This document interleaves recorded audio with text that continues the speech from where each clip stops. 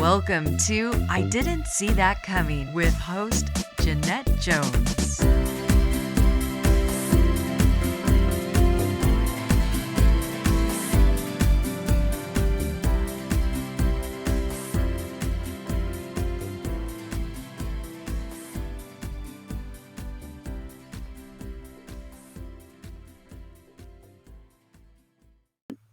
In our last session, we were talking about how you couldn't always have access to the music you wanted to play in the beginning of your musical education. And now we know that that is not the case, but I'd like you to tell us why now you do have access to whatever music you want for the most part, and tell other people how it works and how maybe it can work for them too if they don't already know. Yes. So I would like to talk about the technologies that allow us to basically produce and access to music, and also to let sighted people access the music you write, because this is very important. For example, I will tell you, some years ago, I was supposed to compose. That people asked me to compose because I play a lot of improvisation. So that people said, "Well, it's wonderful what you make an improvisation you could write down." And I'm like, how am I going to do it? But I found a software. There are several softwares. There is one called Goodfeel, produced by Dancing Dots in the US.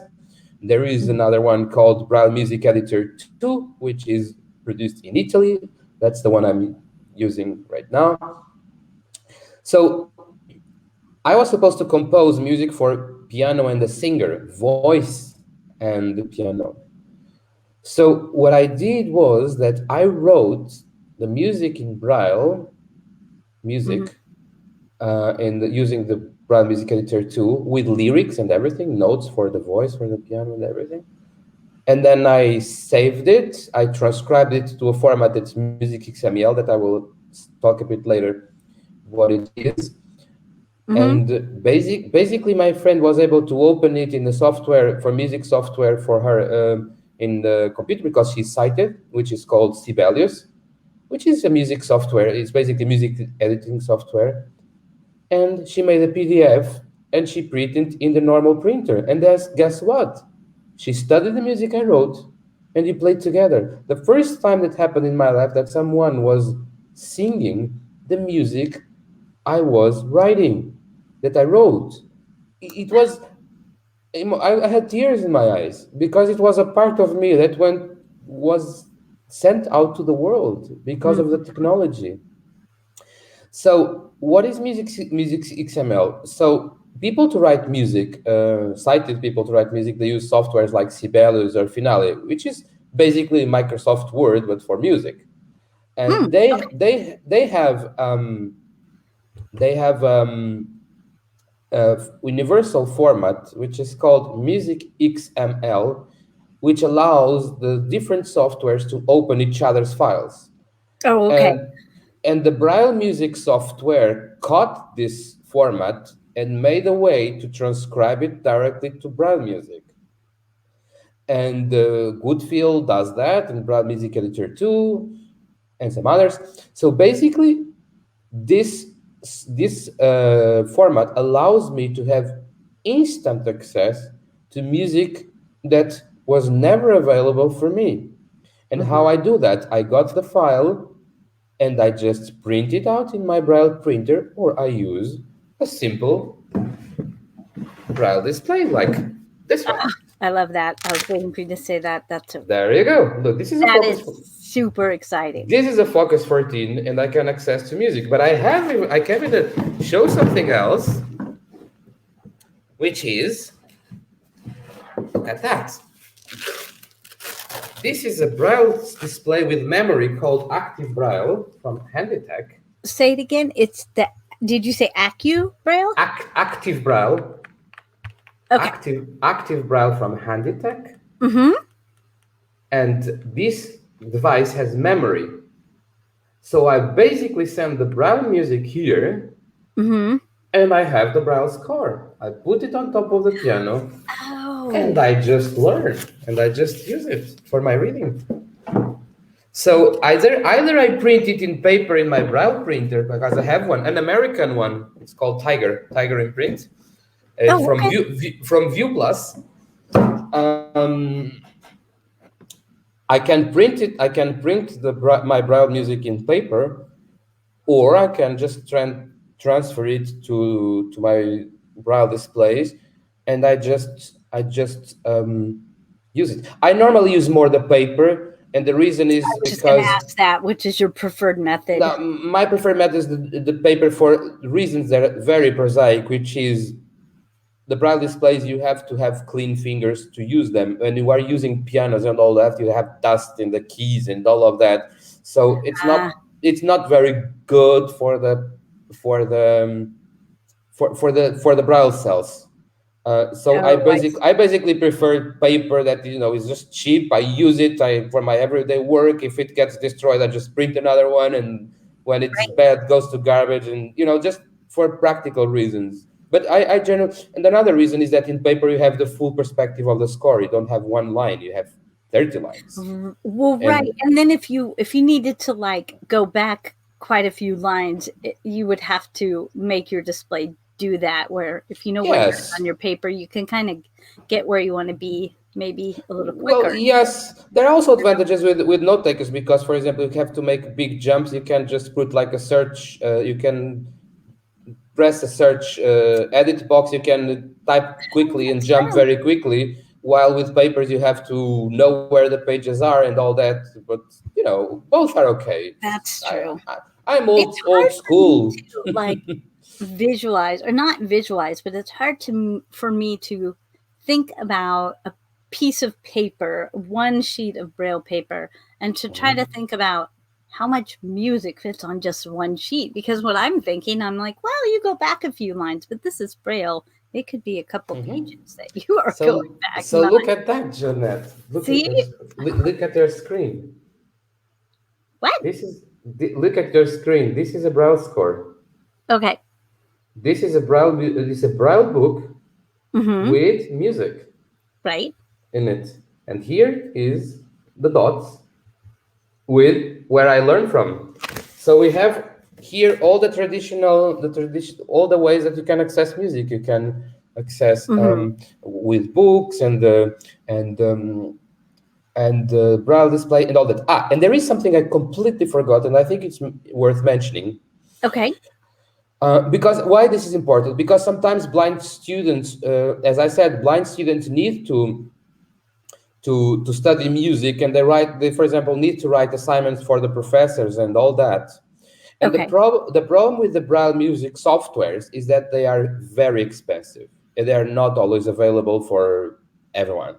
Right. So lately there is something which is really amazing, which is the mainstream softwares to write music. As I said, like Sibelius and others, like there is a free one called MuseScore, which actually are accessible nowadays with speech. The voice, the screen reader reads reads the can read the name of the notes. And why is it important? Because if you have like a young child who wants to start music, he can use these softwares to communicate with his professors to start and to write assignments and music for his professors because the score, the print score is there on the screen and they also describes for the student. So, and the Mm, music score is for free, so you don't have to make a big investment uh, in order to study music. And why this is essential is because some years ago, people would actually quit studying music because they couldn't afford the Braille music softwares. It's not happening anymore because you have free right. options as well. For example, Sibelius, which is not free. Sibelius, lately I heard that for the Mac is accessible, while there was already ways to use it in the Windows. But for example, the MuseScore, which is a free software for Windows, is completely accessible with NVDA. You just have a free screen reader, a free music editing software, and you actually can use all together. And And this is amazing because this is that really, is but we are talking about things that happened lately. For example, this Muse Score, the first time I heard it was accessible was 1 year ago, and the Sibelius for the Mac I Mhm. heard it like 2 weeks ago. Oh, I didn't that's know about that. crazy. So we are still developing. You know, that for people, and I'm sure some of the people for sure that are listening to this know that NVDA is a screen reader that is free and it's open source. But Yeah.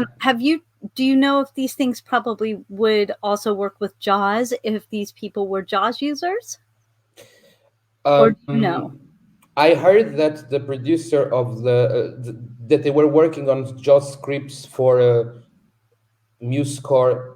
Hmm. I'm not sure that they are Okay. ready yet. But for Okay. example, Sibelius you could use with JavaScript in the past, and of course Sibelius in the Mac it has to be done with VoiceOver. But I think if it's not done yet, but this don't quote me on that because I don't use JAWS, so I Right. cannot speak much. But I think they might be accessible. They might be available already. Yes, Okay. I wouldn't be surprised if they were.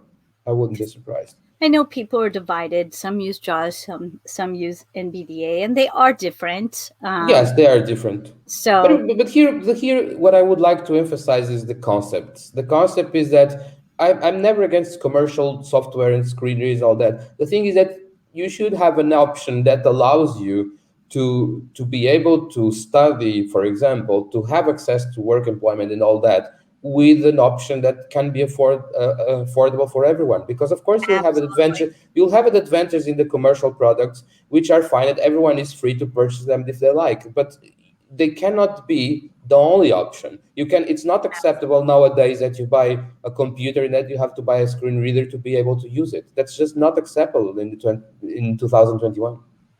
No, and honestly, I wish I had learned NVDA a long time ago. I do have it, and the one thing I really like about NVDA, even though I don't want to go Mm. too far off the music topic, is Yeah. that you can install it to like a USB drive, and you can just carry it with you. And if you ever need to use a computer, you literally can plug it in anywhere at any time and just have access. Yeah, and And that's a really, really great thing. think that the commercial screen readers in some countries in the world, they are completely inaccessible for Right, people's pockets. They're just you basically are talking that if people don't have a free option, they simply don't use a computer, and that means that right. they cannot study or they cannot work, and that's not fair No, because no. the opportunities you have, they cannot be based on where you were born. That's just not what humanity should be about. But I'm totally comfortable with people saying, "Hey, this screen reader has amazing options and that I really need." Well, Mhm, I'm free to buy it. It's just the market. But for example, I use NVDA from 2010. That's when I started, mhm. and now I stopped because I use a Mac. I bought a Mac three Right, months ago, but I used NVDA for 11 years. I'm totally satisfied. I'm totally happy with it. right. It does everything what I need. Yeah, that's what I hear from most NVDA users is that it does have everything. And it's always improving and it's open source. So Yeah, and it's there. NVDA is great. And it's there for those who want to try it. That's what I like about the things are. That's what you talk about. That's what inclusion should be about. Is that we have Mhm, an option, mhm, and mhm. once again, I don't earn money from Apple to say this, but the concept of Apple is just amazing. You buy a computer and you just use it, no matter if you are blind or low vision or you have problems with the audition, hearing. It's inclusion, it's accessibility. That's what it should be. That's how it should Yes, be. absolutely. It absolutely should be. Um, so how when I think about all the things that you've done and your travels around the world, I'm remembering a story that you once told, and it makes me think about for you and I, for example. I live in America. You live in Portugal. You have gone to many different countries. Did you find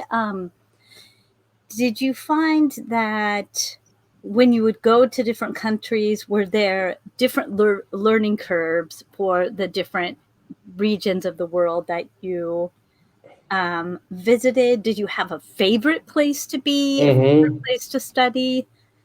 Any You know, I experiences? just would like to give you for the American public, because I think mostly people who are watching you are American, although I hope they watch you all around the world. No, I don't think so. I think they're all over, honestly. That's Yeah, a good thing but about there you. is one. There is a small feature interesting about my life. I don't know if you know about that. When I was a child, like a baby, 2 years old, my parents brought me to the U.S. to be treated. There was a famous doctor in New York, and they were able to get me there so that he could see my eyes. So I was in the U.S. when I was a baby. When I was 2 years in 1985, I was there. I spent 1 month in New York, but he apparently he said that was too late. The What Right. could be done was too late to be done, because of course the conditions in Portugal in the 80s were not what they are nowadays. It's Right. we were even, yeah. So so you know what about traveling? When I travel, what I really am interested about is to get to know people, to see how they live, to understand them, to feel their relationship to music, to art, to other people, to the way they live, what they believe, how they react. So every place is different with, goods and bad things, like in every place. But there are several places that marked me a lot.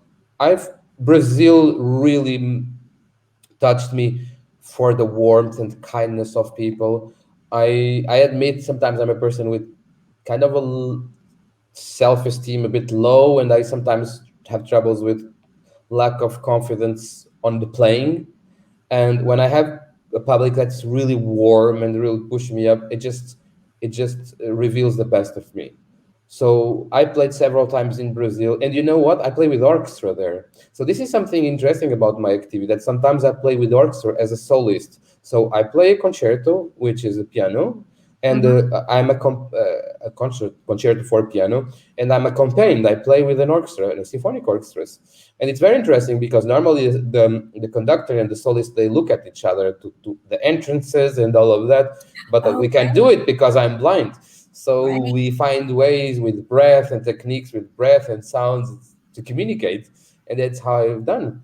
I played in Brazil with an orchestra there. That, of course, I didn't know anyone. I just got there and I played and gave a concert with 500 or 600 people in the concert hall. And I played an American music. I played the Rhapsody in Blue of Gershwin there. Um, so I just love traveling. I played several times in Morocco. I really like to play in Morocco. Again, because people are warm and they're Hmm. kind and they're loving and they are sweet. And that's all what I need. I need kindness. I really pretty much believe in compassion and kindness. I think the world needs it much more than we apply in our everyday life. And it's just so wonderful to see when you meet people who are actually compassionate and they are sweet to you and they are kind and they want to interact. They want to get to know you. They want to appreciate your efforts. And I remember playing in Brazil and people having tears in their eyes and saying that it really touched their lives when I played for them. That's all what I need in life. I'm happy. I do music. People are happier. They cuddle me. I cuddle them. We are all happy. Well, I know when you talk about music, you, especially with the piano, you were saying that the piano is able to very well express emotions and how you're feeling. Um, and do you feel with your travels, are you able to kind of well, okay, this is something I don't know about, so this is an education for me. But when you travel to a different region, that region has a kind of a type of music that might be specific to that region. Do you feel or sense a connection between a region's music and a region's people? Yes, but of course, I normally play, let's what we would call, which is a definition I don't like, but just label things. I normally play Western classical music. Hmm. So people, of course, they when they get to know a concert of me, they know what they were going to listen. But the fascinating part of it is that no matter what music you play, that music can touch people's emotions, and Absolutely. everyone will get it in a different way. For example, I can play a concerto, and you see this pretty much in the reaction of the public. Right. Like I can play in Brazil, and people can get completely crazy with screaming, with applauding, like even like Hmm. going up on the stage to talk to me, to hug me, and things like that. So the music is the same, but the way that it touch people is different. Where, for example, in Morocco, it happened to me. People like asking me for autographs, and I remember people like kneeling on their knees and giving me asking me for autographs and to talk to me. And it was quite embarrassing because I'm a very simple person, quite Right. down to earth, and people treating me like I was something I'm not made me I just Well, like, in your please, mind, it's so please stand up and talk to me. We are the same. I just played music, but that's, this kind of thing. So the relationship that people have with music is the relationship that people have with their souls and with their emotions. That's why a book can be appreciated all around the world, regardless the culture of people, because the point of the art is that it makes you connect with your emotions.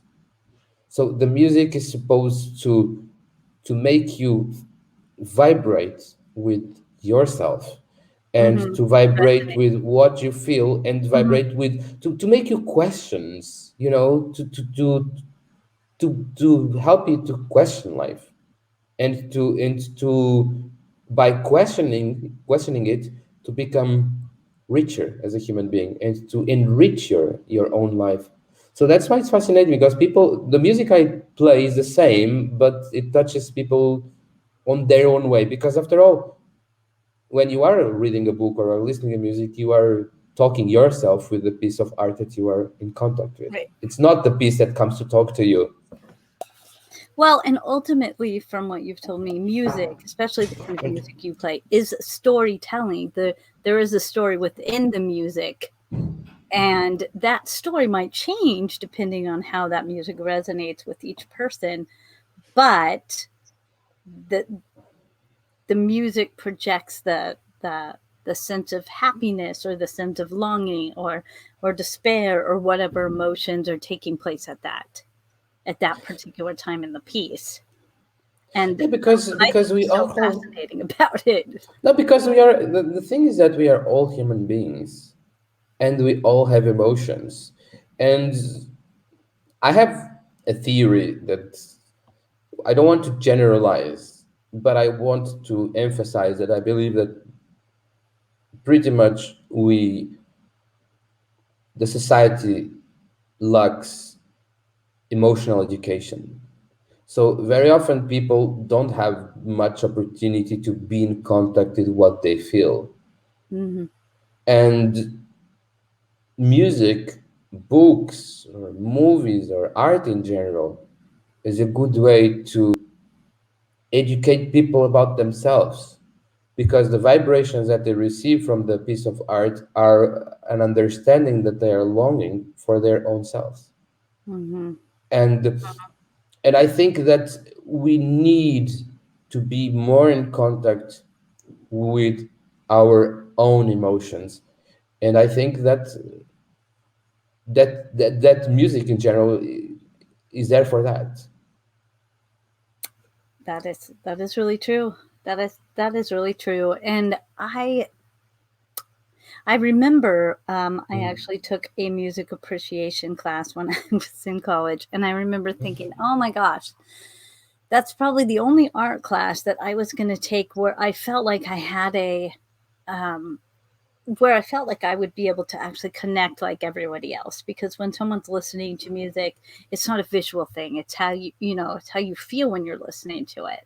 Mhm. And we talked about a lot of different composers and a lot of different works, and we actually had to research composers and things like that. And while it was just a superficial surface kind of education about music, it was really my first in my entire life. It was my first introduction to classical music because Mm. we grew up with the music like rock and country and all the pop culture kind of music, but I didn't grow up Mm. in a family where I was exposed to that kind of music. And it really was the first time that music without words was able to evoke like a certain feeling. And I would feel a lot of things when I would listen to different parts and different pieces. And it's it's definitely something I think that kids should do more of when they're younger, because like you said, we are not always real in tuned to our emotions, or maybe we are, but not the expression of those emotions. And Yeah, and I that's the just think point. music's a really, really healthy way to I don't know. That's why they use music therapy a lot. You know what I mean? Yeah. Because music is an expression of feelings. And I know that when I'm feeling a certain kind of way, I always listen to music, whether it's I'm happy and I am so happy that I just want the happy energetic music to be playing, or Yes. I'm feeling just in love, so I play my love songs, Yes. or I'm angry, so I play something that kind of like invigorates me. And while it doesn't necessarily feed that emotion and make it any bigger than it is, it helps you like work through it, or it helps you process Absolutely. emotionally. And um and I think people should take more time for different kinds of music maybe Oh than yes. they're used to experiencing, because there are so many different kinds of music out there that are underappreciated, or just people aren't aware of it. And honestly, before meeting you, I hadn't listened to a piano piece in probably 15 years. And I didn't realize how emotionally satisfying it was until I heard you play. And it's beautiful. And it's not just, I think part of it is also that I know you and I'm thinking, "Oh my gosh, I can't believe I know this person that can play this fabulously." There's a sense of pride in it as well, but it's also just the beauty of the music itself and the feelings that it evokes. So I think musical education is really important for people, and they should start it. They should start Oh experiencing yes. music. Because music brings awareness in terms of emotions. And Mhm. awareness helps verbalization. And verbalization helps peace. It helps us to cope with what we feel and to be in peace with what we feel and what we are. And I Well, think and I this think is a it unites fascinating part of people it. too. What, sorry? I said I think it unites people too. Oh, I definitely, mean, because because it's a when you universal see language. people at a concert or at an opera or anything, you see that everybody is so enthralled, and everybody is engaged in one thing together. There's a sense of like this, I don't know, it just unifies everyone that's in that room to this one thing that is happening. And I think it's a beautiful thing for that reason also, no matter Yes. what kind of music it is. And the thing is that we now live in a world that's very globalized, and we take it to guaranteed. There are things that we will have troubles to explain to our children. Mhm. But because, for example, look at that. Nowadays, we live in a country where pretty much most people in the world speak English. So Mhm. you have a way to communicate with each other. But there was not always like that, and the history of music is very long. Imagine, for example, the beginning. There is these famous stories of this Russian pianist that would get to the U.S. in the 20s and 30s, like the Rachmaninoff and the Horowitz. They would arrive in the U.S. and they would have a crazy success because there was not the easy communications like we have today. There was no internet. There was no, Mhm. I'm playing piano now, and it can be seen in all the world like that. In the 20s, you couldn't have that. Even the radio was not didn't have access to recordings easily and all that. So they basically, to be heard in the US, they would have to travel by ship like 2 months in the sea, get there, not speak English, and still give concerts and still touching people's souls in a very deep way. You know, what I'm trying to say is that the music is the universal language of the human emotions, because you might not be able to communicate with each other by words, Hmm. but you have a music score and I have the music score and we can play together. And I can promise you that you'll feel closer to each other after doing that. So the music can be used even to peace missions, and all Yes. that, Yeah, and all that. There is examples of that. that's a great example. So, can you tell us what your favorite who what is your favorite thing to play? What have you spent most of your time focusing on in terms of learning? Well, I'm very, my soul, when you asked about the countries that touched me, I didn't mention the most obvious one, which is Poland, because I lived in this country. Mm-hmm. Um, and I didn't count because I normally don't go to Poland to give concerts, but I lived there. So my life has been driven by my love for Chopin music. Although, funny enough, nowadays I'm not playing Chopin at all because I just have other professional appointments. Like I'm hired to play other music. So lately I'm not playing Chopin, but my whole life was driven by the love for the music of Chopin. And that's why I went to Poland, because Chopin was born in Poland, and in Poland there is a big tradition of Chopin playing. I studied with the pianist who was a finalist of a Chopin competition, which is the biggest competition in the world for piano playing in terms of Chopin, um, and generally one of the biggest piano competitions in the world. Period. Um, and of course, my master thesis was about the performance of Chopin music. So Chopin is the composer that really touched me the most. But I'm really not limited to that. I have a very eclectic styles and composers that I like to play.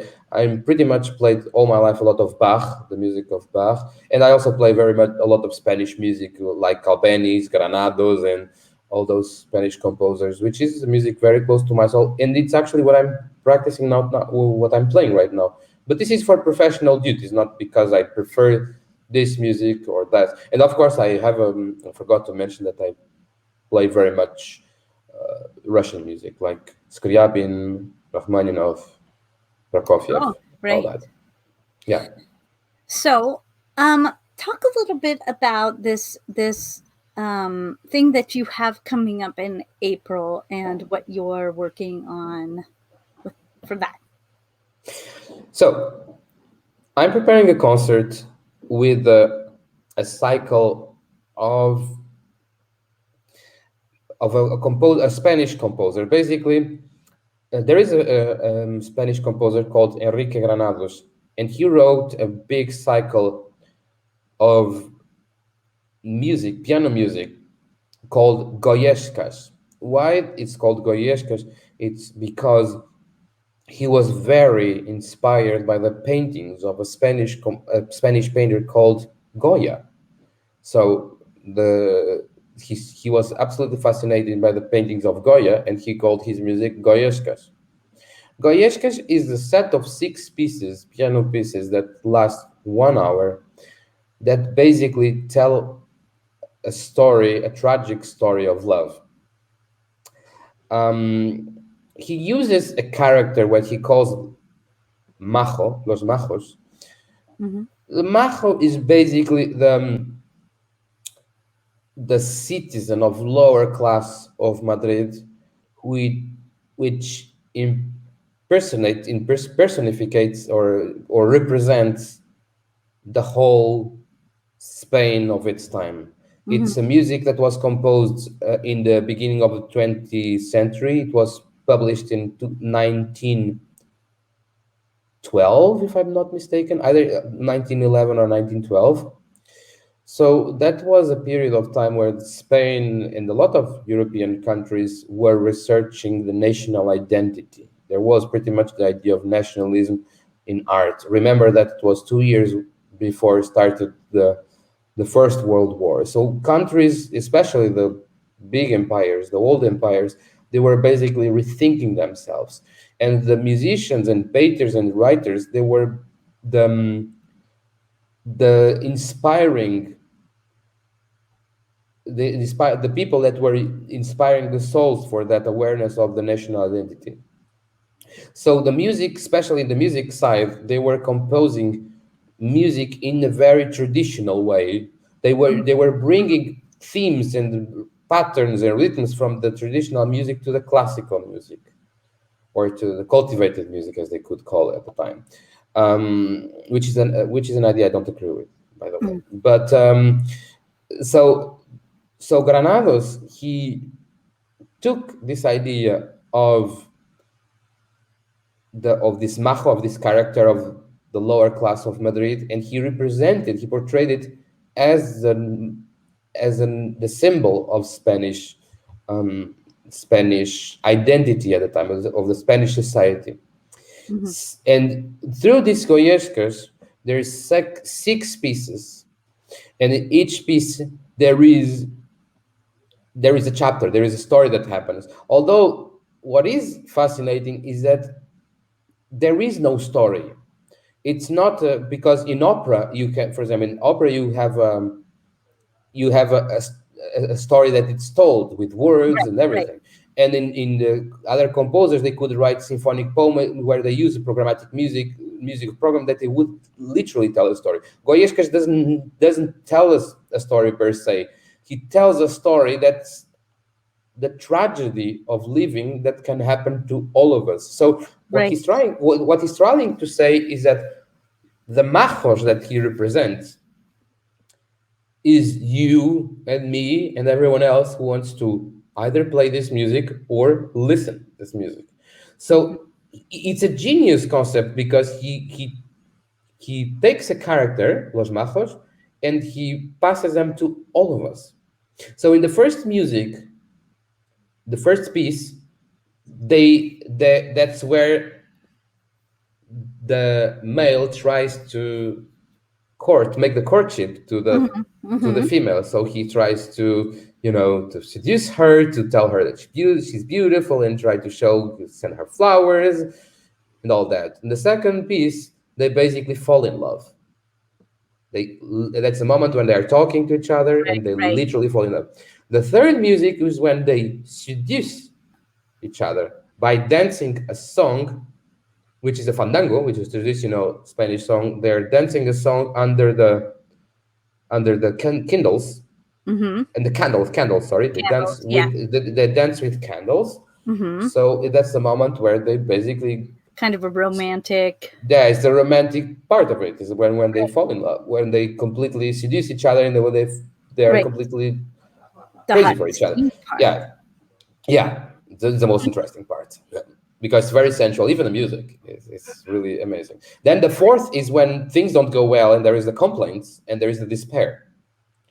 And in the last part of the fourth, there is like a bird. It's with nightingale or nightingale. I don't know how to say it in English. In Spanish, they say the rosenor, which is the symbol of love for Granados. So this fourth piece is very interesting because you have pain of love, you have the complaints. The titles explain what I'm saying. I'm Mhm. not making it up.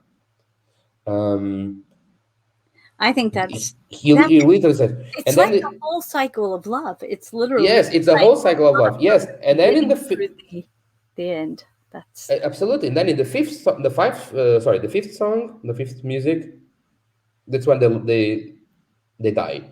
It's called L'amor e la muerte. so It's when they tragic. die. That's why it's a He tragedy.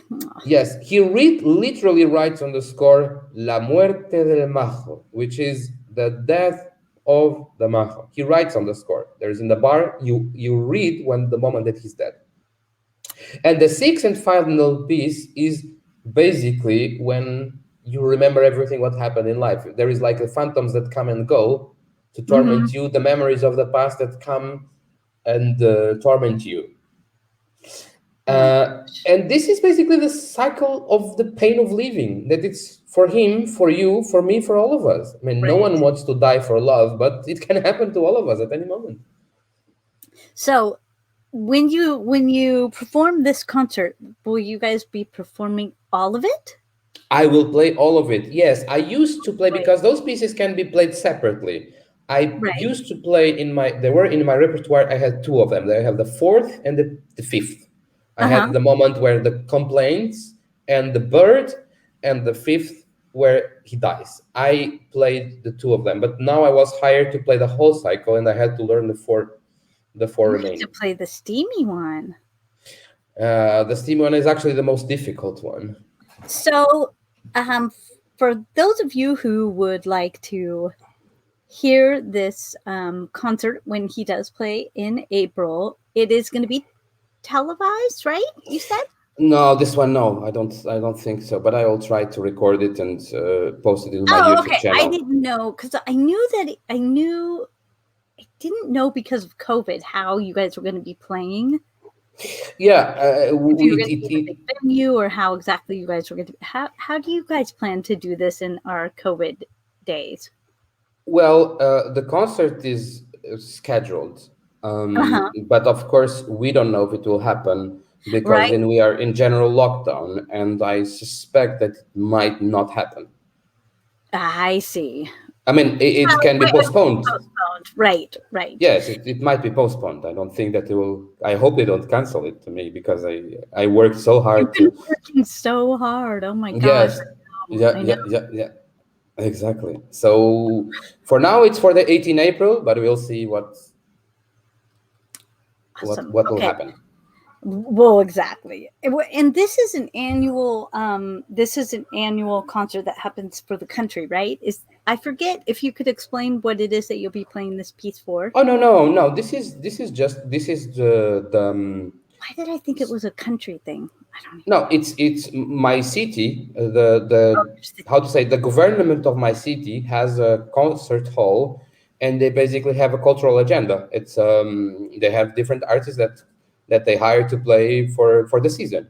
Oh, okay. So So it's it is a national event though. Like not a national, an annual is what I meant to say. It's an no, annual. no. There are a lot of there are a lot of concerts with different artists. So no, this is happening. I mean, in a normal moment would be all the time. It would be happening all the time.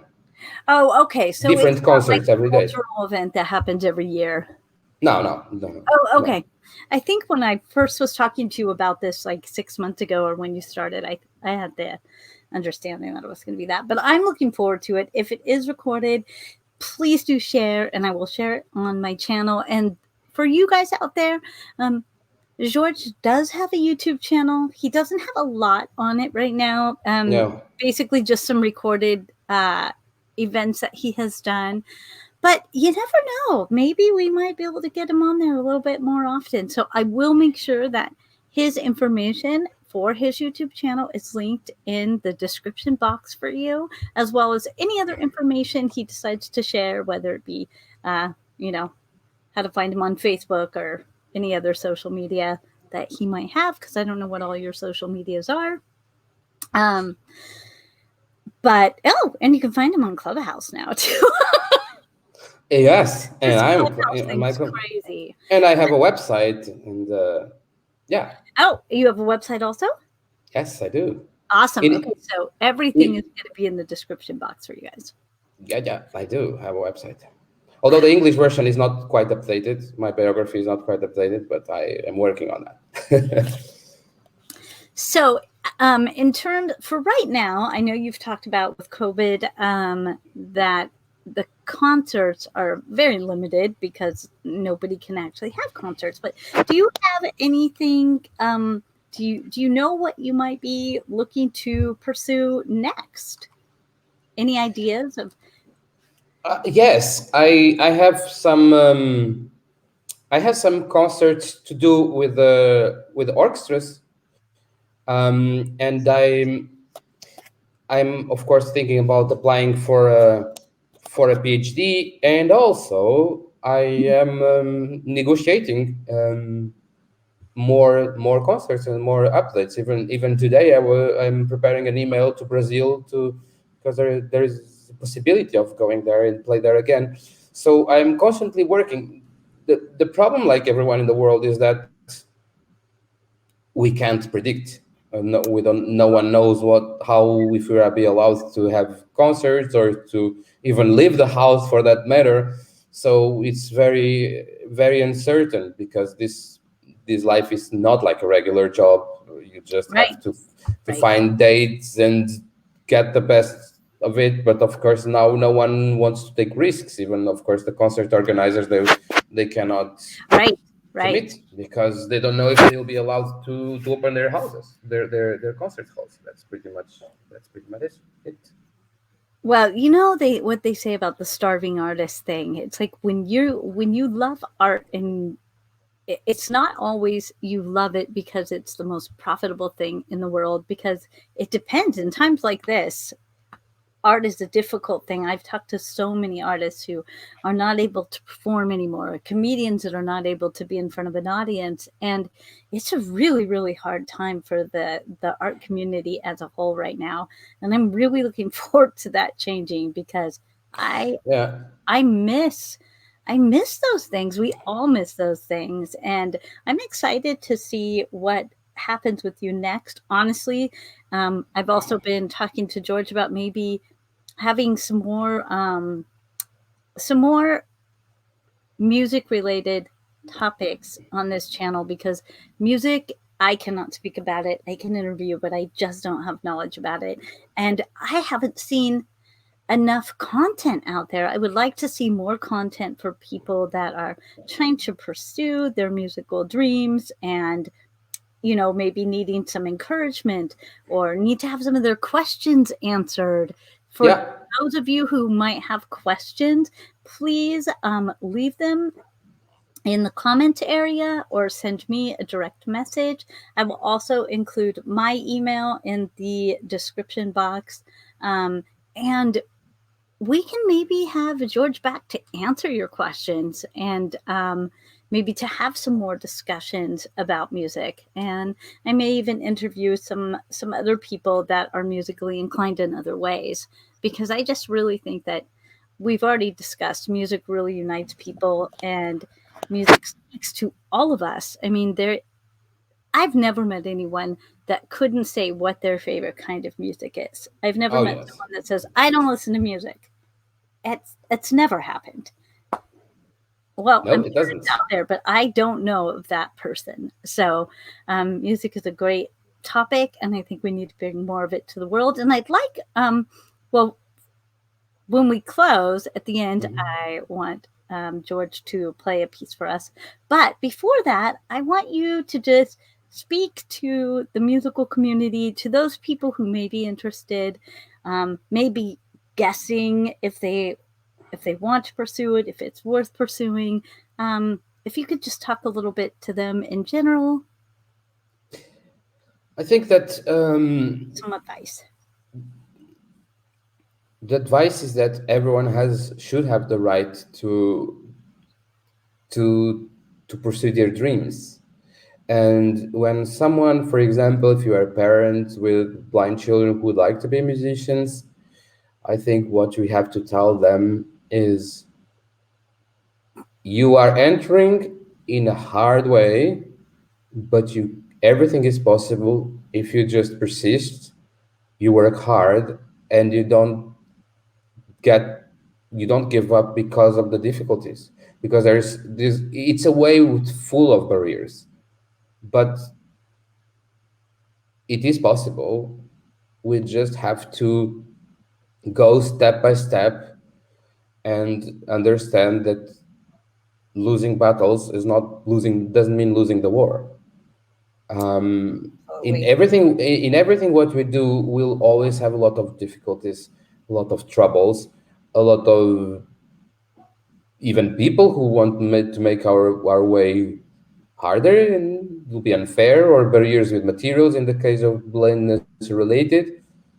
But the thing is, and now I'll talk about music, is I believe that we have the music inside of us. The music is inside of our soul. Every person who wants to make music has a musical message to pass to the world. And that is independent of our success and our way. The music is they say it's just a material of sound, but the music is life. So the music is inside of our body. Music vibrates in our body. Music is in our chest, is in our heart, is in our soul. So when you feel that you have something to say to the world in terms of music, my advice is just go out there and share it. I agree.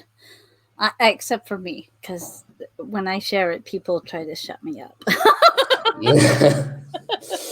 But you have other words to tell to the I know. world that I are have very important. I That have to are, use my regular words, but when I start singing, people just tell me to be quiet. well, you know what? They also tell me to be quiet when I start singing at home. So, that my musical message is certainly not in my voice. So it's on my piano playing. It's in your fingers, so Yes. it's all in your fingers.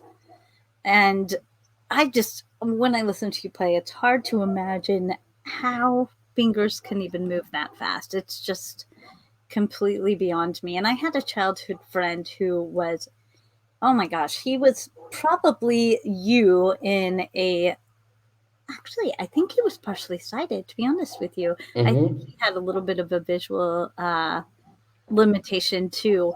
And I remember going over to his house. He lived like 4 or 5 houses down from me. And I would just sit there and listen while he played intensely amazing pieces. And he was only like 11, 12, 13, 14 years old. Mm-hmm. I wonder what happened to him. I'm really curious because I always thought something he was going to go somewhere as good as he was at that age. And practice pays off. It does. And when you find something you're passionate about, whether it's music, Mm-hmm. whether it's art, whether it's whatever, Yes. if you're that kind of person that just loves music and maybe can't sing it or play it, maybe you're going to be someone that mixes it in the form of like being a DJ or people do stand-up comedy. The interesting thing that I've noticed that has been a lot of fun is on Clubhouse. There was this thing last night where it started out, and if you guys have been hearing a dog, I apologize. My neighbor's dog has not stopped barking for the last 3 minutes. Um, but there was this thing where they started doing like a karaoke. And believe it or not, it sounded really good. I kind of tuned in for Mm-hmm. a little while. And then last night, I saw that they had taken it a step further. Apparently, people expressed an interest in the karaoke and the talent of the individuals that were coming to this room that people started saying, hey, well, I will offer, you know, um, music. What was it? I think it was a class for composing, like for writing lyrical music and for basic composition. And they basically said now they've turned it into a competition that's going to last throughout the month. And at the end of it, kind of like American Idol style, the final candidate will get this whole package. It's like $500 plus lessons for writing music, plus like an introductory kind of contract with an agent that is going to help kind of put their foot in the door into the music industry. And I was like, that is a pretty cool thing. The ways that we're finding in this pandemic for people to still meet, if not gather, in a common place with a common interest, and still find a way to let that art shine through. Um, and I love it. I mean, I started listening last night, and I will be listening to every one of them from now on because I love that they found a way through that platform to let people express their gifts. And George, it has been an absolute pleasure having you here and talking to you about your journey. And I really hope that it inspires somebody else to pursue whatever it is that is meaningful to them, or whatever it is that they're passionate about, whether it be music, whether it be, you want to become a doctor. And it's one of those things, not there are more and more blind doctors in the world these days than ever before. And that was a career I wanted to pursue, and I just didn't think it was obtainable. I was a child of the well, I was born in the 70s, and technology back then, when I was thinking about my career, just isn't what it is now. Yeah. But we live in a time now where almost anything is possible. It just means that you have to have some perseverance and Yes. find the tools and techniques that work best for you.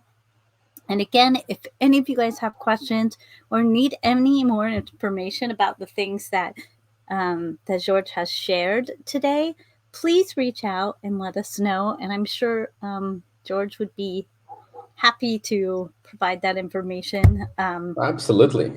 And I know that he's just a phenomenal person, and would would love to give his insights. Again, if you guys have any questions, please let me know. I'd love to have him. I want an excuse to have him back. Okay, guys. So So thank you very much. And just I will just leave a final note by saying that the the life in music needs a lot of perseverance. We really have to practice a lot.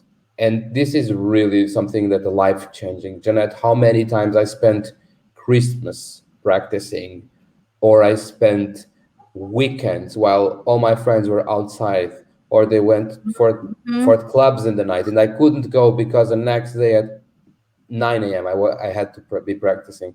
So it's worth it because I love it, but it requires a lot of perseverance and a lot of repetition. But one thing I would like to say, and this is the final note, which is being happy in life is very difficult. So we have the absolute obligation of trying to achieve it. We have to try to be happy. No matter how hard it is, no matter how rocky the way is will be, we have to try to be happy in life. We have this obligation towards ourselves and to others, towards those who love us. And that's my final note. My final note. Try to be happy. I agree. And before we wrap it up, would you be willing to play something for us? Yes, I actually would like to play the fourth piece because I think this is a music that represents well the spirit of this conversation today, which is the way is hard. There is complaints about love, but in the end, there is a hope. There is a bird that represents the shining light of our lives that will just give us a hope of better days, and they might come. Awesome. There you go. So I will play for you.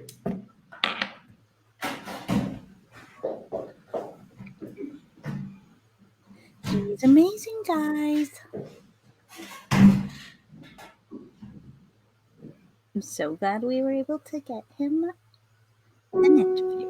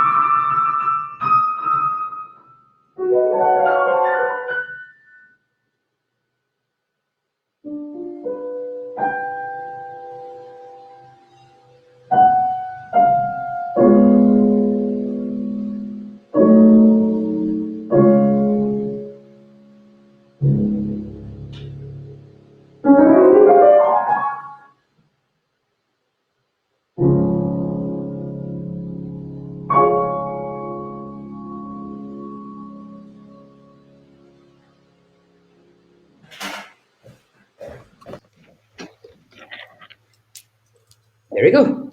Thank you. Wow, how did I get so lucky? You guys are lucky.